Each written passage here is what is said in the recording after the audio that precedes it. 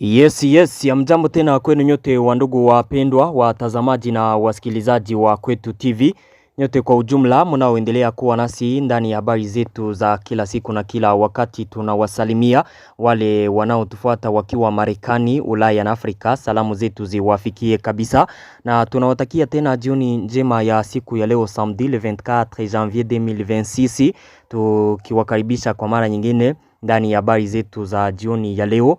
Kama kawaida tumewaletea habari mbichi kuhusu hali ya usalama mashariki mwa nchi ya Kongo pamoja na taarifa mbalimbali tena tofauti zinazosemekana nchini Kongo. Habari ambazo tumewaletea jioni ya leo, moja kwa moja tutawapeleka kwenye shamba la vita katika maeneo tofauti, tuwaambie yanayojiri huko. Katika teritware ya Uvira, vikosi vya wazalendo vinaendelea kuwasili katika mji wa Uvira vile vile na kufika katika maeneo ya vita, maeneo ya mbele katika Plaine de la Ruzizi mo teritware ya Walikale, baada ya mapigano makali kwa masaa kadhaa kati ya waasi wa M23 pamoja na jeshi la Kongo FARDC na washirika wao wazalendo katika maeneo ya karibu na Pinga kwenye kilima cha Nkobe. Waasi wa M23 walikuwa repuse wakafukuzwa katika maeneo hayo. Tutawaambia mengi kuhusu mapigano hayo. Kama kawaida tumewaletea habari mingi tena mbichi. Mnayoifuata ni Kwetu TV, ni channel inayowaletea taarifa za kweli tena zenye uhakika kutoka mashariki mwa nchi ya Kongo. Tunawaomba kusubscribe, yani kujiabone, ili kukuwa na zipata habari zetu zote kwa wakati. Muendelee kucomment na kuzilike habari hizi, pia na kuzisambaza kwa walio wengi ziwafikie wapate kujua kinachoendelea mashariki mwa nchi ya Kongo. Na pia mkumbuke kujiunga nasi na grupe yetu ya WhatsApp ili kukuwa nazipata habari zetu zote kwa wakati. Namna ya kujiunga nasi ni kugusa hapo kwenye titre, pale chini ya titre mtapata linki yetu. Mujiunge nasi kupitia linki hiyo, bila shaka mtakuwa mkizipata habari zetu zote kwa wakati.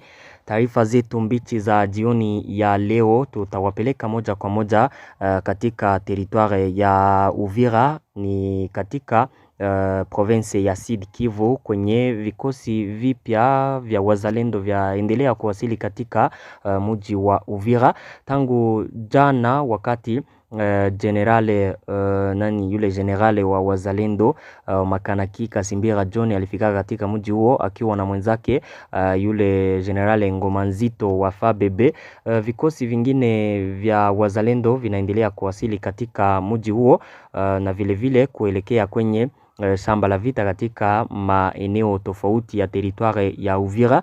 Vyanzo vyetu kutoka huko vinatuambia kuwa wazalendo wengi wanaendelea kuelekea katika maeneo tofauti ya Plaine de la Ruzizi ili kuendelea kukabiliana na waasi wa M23 wanaopigana nao tangu mwaka wa 2021 katika maeneo ya Plaine de la Ruzizi. Waasi wa M23 baada ya kujiondoa katika maeneo tofauti ya Uvira, kuna maeneo mengi karibu na Uvira ambayo waliondoka ndani na hata mapozisio tofauti Mho Plateau d'Uvira wakayaacha. Hayo yote yako na kuwa rekipere na wazalendo na kudeploye wanajeshi wengi kabisa wazalendo kule ili kuendelea kuulinda mji wa Uvira, kwa sababu mji wa Uvira hata kama uko rekipere, waasi wa M23 wanaendelea kupanga kama wanaweza wakarejea katika mji wa Uvira, donc wa ukamate.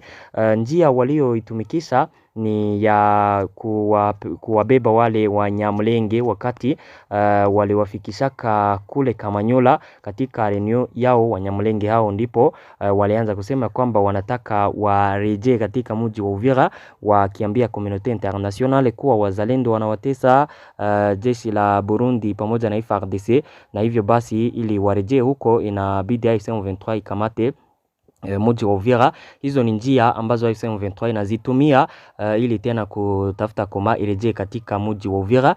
Njia hizo ambazo M23 yazitumia zinaendelea kukutana na nitasema na vikwazo, kwa sababu haziwezekani. Waliobakia katika mji wa Uvira wa Wanyamulenge ndio wenye wanaendelea kusema realite na kuonesha kuwa wale waliokimbia ni washirika wa M23, si kusema kwamba ni Wanyamulenge ambao kabisa wanakimbizwa wote katika mji wa Uvira, bali wao walipelekwaka na AFC M23 wakiwa na wako manipule wakizani kwamba hayo yatawezekana. Mais aujourd'hui hizo njia sasa za AFC M23 za kuwatumikisha ili wapigane tena wakirejea katika mji wa Uvira mbele ya makomunote internationale, ukweli uko naonekana hawawezi wakaatake. Hayo na yawaambia ya kwamba AFC M23 haiwezi kaatake tena ikielekea mji wa Uvira, hata kama wanaendelea kutafuta koma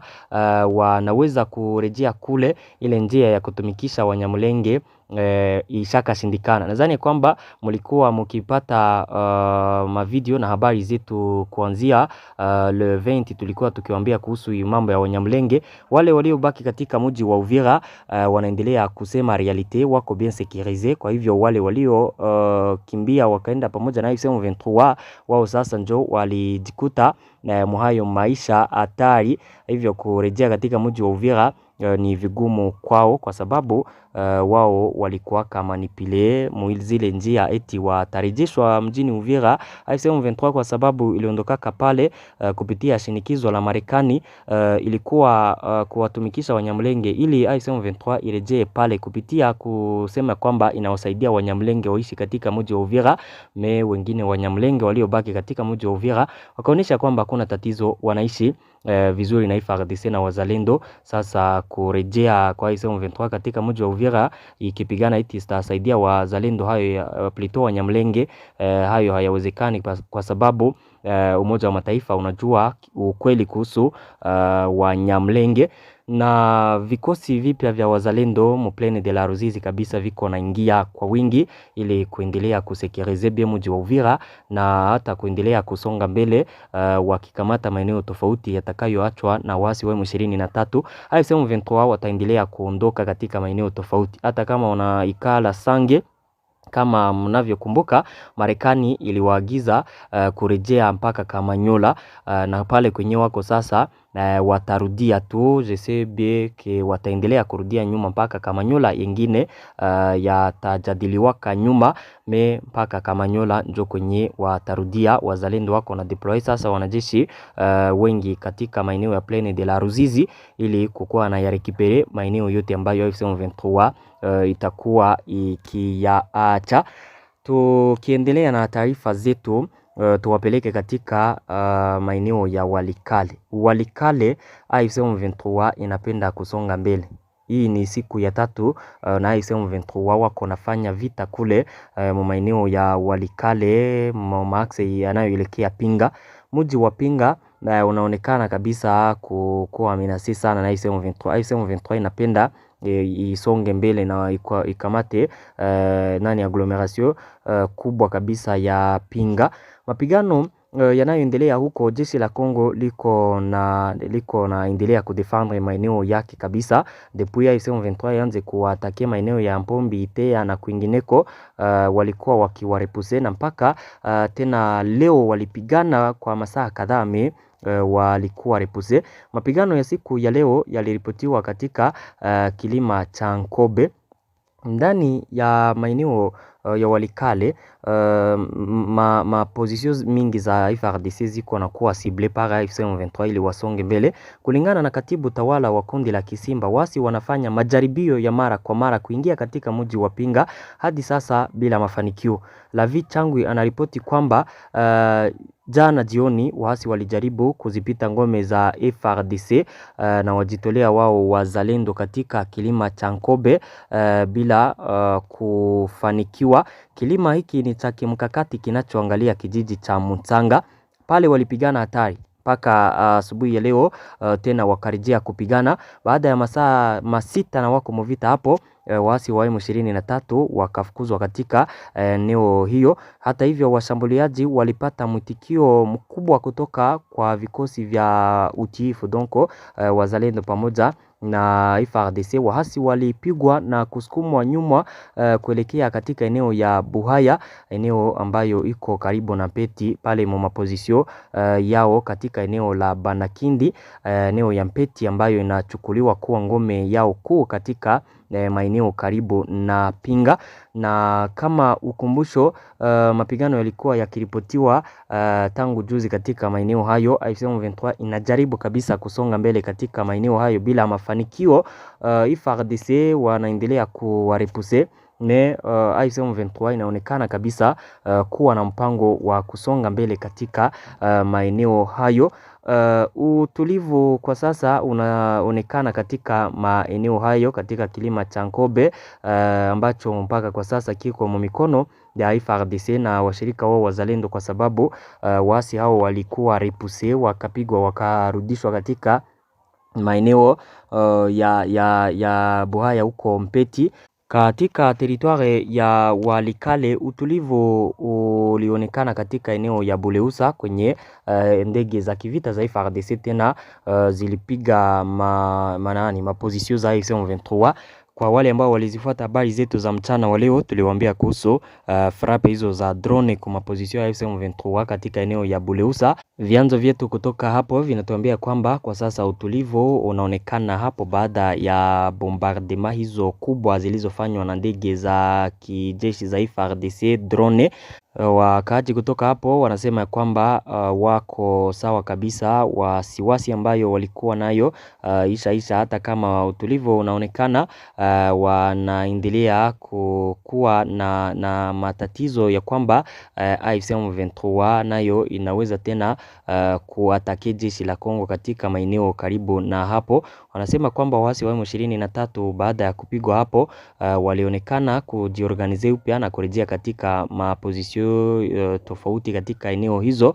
Wanasema kwamba AFC M23 inaweza tena nayo kuatake jeshi la Kongo na wazalendo katika maeneo hayo. Donc wana wasiwasi kwa kuibuka tena upya kwa mapigano makali kati ya pande mbili. Wanatuambia kuwa kwa sasa hali ni ya utulivu na wakaaji wanaendelea na maisha ya kawaida. Hakuna tatizo katika maeneo hayo. President Felix Tshisekedi baada ya kutoka Paris alifika katika nchi ya Kongo Zaire, alipatana na mwenzake Sassou Nguesso katika nchi hiyo. Tuzoro ni kuongelea kuhusu hali ya kiusalama mashariki mwa nchi ya Kongo na kuongelea pia maeneo ya maziwa makuu yote kwa ujumla, na kitu ambacho watakiongelea pia ni kutafuta kama amani kabisa inapaswa kurejea mashariki mwa nchi ya Kongo. Mashariki mwa nchi ya Kongo ndio kwenye wako na ongelea sana kabisa hapo aujourd'hui. Donc kutokana na vita vinavyoendelea, hali ya kiusalama kuzorota na pia hali ya kibinadamu kuwa mbaya, President Felix Tshisekedi huko kote ambapo iko nafika ni kutafuta jinsi anaweza akapata solution ya vita vinavyoendelea mashariki mwa nchi ya Kongo, wakaaji kutoka huko wapate kuendelea na maisha yao ya kawaida wakiwa na usalama. Upande mwingine habari tunazo kutoka ndani ya Bruxelles, huko ni ndani ya nchi ya Belgique.